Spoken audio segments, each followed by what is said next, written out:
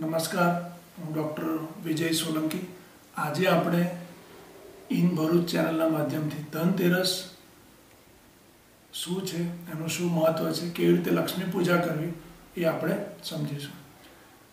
આ વર્ષે 28 ઓક્ટોબર 2016 શુક્રવારના દિવસે આસો વદ તેરસ એટલે કે ધનતેરસ છે. શુક્રવાર અને ચંદ્ર હસ્ત નક્ષત્રમાં હોવાથી આ દિવસ વિશેષ મહત્વ ધરાવતો છે. ધનતેરસને વિજયા તિથિ પણ કહેવાય છે. આ દિવસે કરેલા દરેક કાર્યો આપણને વિજય સફળતા અપાવે છે. હિન્દુ શાસ્ત્ર પ્રમાણમાં તેરસની શરૂઆત ગુરુવારના દિવસે એટલે કે 27મી તારીખે સાંજે 4:16 લઈ અને 28મી તારીખ શુક્રવારના દિવસે સાંજે 6:20 સુધી રહે છે. જેથી આ સમય દરમિયાન લક્ષ્મી પૂજા કરવી, ધન્વંતરી દેવની પૂજા કરવી વધારે ફળદાયક લાભ કરતા રહે છે. પૌરાણિક કથા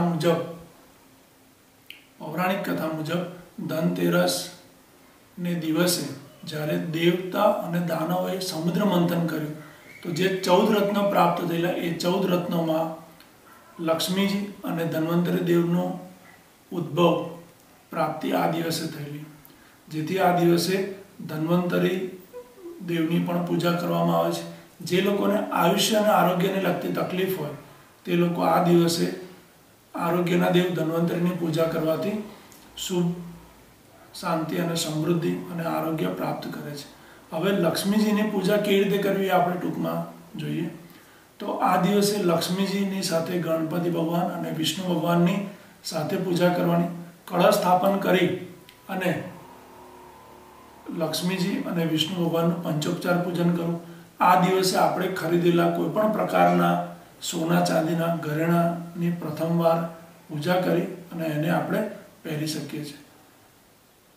દરેક દેવતાઓને આરતી નૈવેદ્ય ધરાવ્યા બાદ સર્વ મિત્રોએ કુટુંબ સાથે પ્રસાદ આરોગવો અને એ બધું પૂરું થયા પછી ઓમ શ્રીમ નમઃ, લક્ષ્મીજીનો એકદમ સરળ અને બીજયુક્ત મંત્ર ઓમ શ્રીમ નમઃ મંત્ર.